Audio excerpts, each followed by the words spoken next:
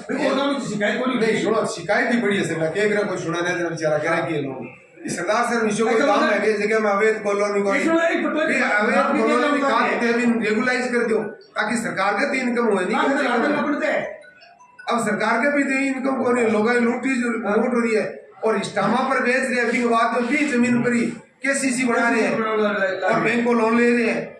जब लोगों ने बेचती इस्टामा पर बिक की जमीन तो ये वास्ते अवैध काम की और खातेदारी निरस्त करो जगह इस्टामा पर जमीन बेच दिया बात कॉलोनी की खातेदारी निरस्त करो।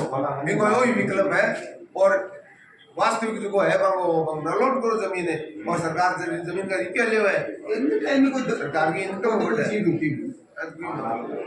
सरदार शहर में तो भांग ही बढ़ गई नहीं पब्लिक कोई मतलब ही कोई सारे तो एक ये शिकायत ही है वाले एप्लीकेशन इन पर तो कार्रवाई घटेगी। बात है 70 दिन हो गए बैठे हैं निर्णय की नहीं सुने देना क्या सुन सी बताओ एक एप्लीकेशन में के मायनो है ये तो दर्ज कर ले सी ड्रॉप कर दे सी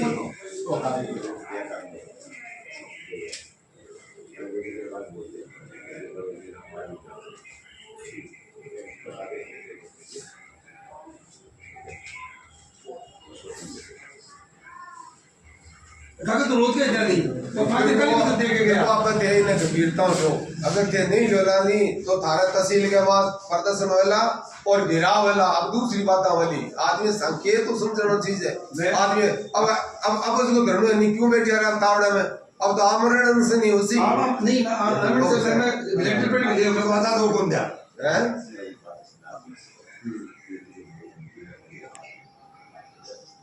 कोई बात करो यार ये सदा थोड़े चाले हमने शर्माए मतलब 60-70 दिन धना पर बैठा था ना सबको को नहीं तो मैं को पेड़ा पर जो 2 घंटा आदमी बैठे तो ये सोचे यार उठा पेड़ा पर तावड़े बैठे बेचारों ने कोई पानी की और की व्यवस्था करा एक ही करो ही को नहीं।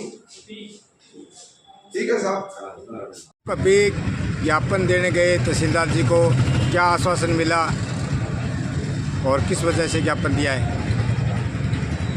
आश्वासन तो ये 3रा महीना हो गया आंदोलन को वाली जी बैठे हैं धरने पर और राजस्थान हिंदुस्तान का सबसे ज़्यादा प्रदेश है और राजस्थान में सरदार शहर चूरू सबसे ज़्यादा गर्मी पड़ती है।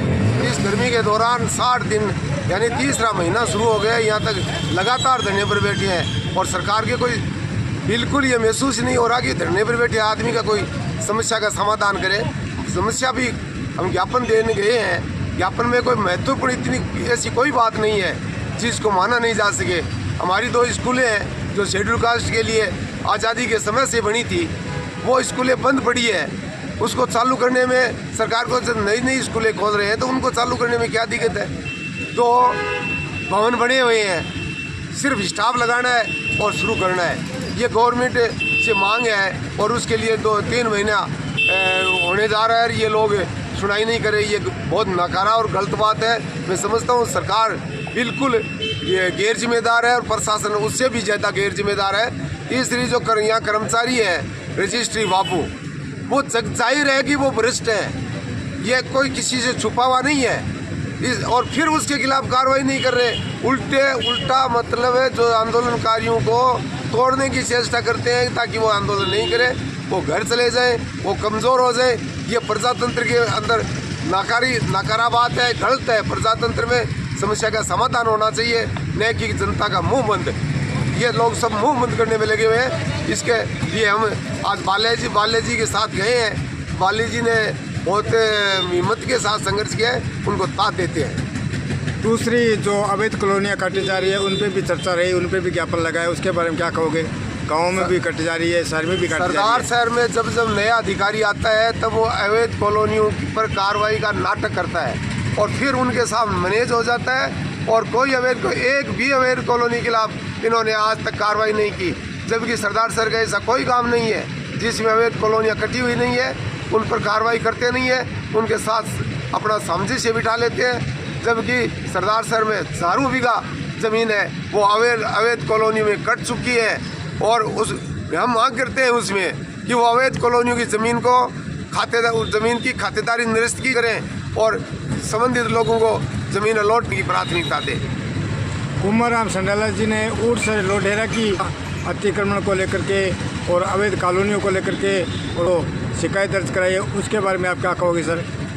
कुंभाराम जी गांव की गोचर भूमि बचाने के लिए बहुत बड़ा संघर्ष कर रहे हैं, जबकि ये काम कुंभाराम जी का नहीं है, ये काम तो तहसीलदार का है, तहसील के स्टाफ का है। लेकिन जब शिकायत करते हैं तो पटवारी अपनी झूठी रिपोर्ट बनाकर, पक्षपात रिपोर्ट बनाकर तहसीलदार को गुमराह करने के लिए वो रिपोर्ट कर देते हैं और फिर दोबारा उसकी कार्रवाई की रिपोर्ट वो झूठी साबित हो जाती है, फिर भी पटवारी पर कोई कार्रवाई नहीं हो रही। ये पूरा सिस्टम एकदम क्लैप्स हो रहा है। सरकार की ज़मीन को कब्जाना भूमाफिया को देना चाहते हैं, उस पर कार्रवाई नहीं करना चाहते और यही भूमाफिया जो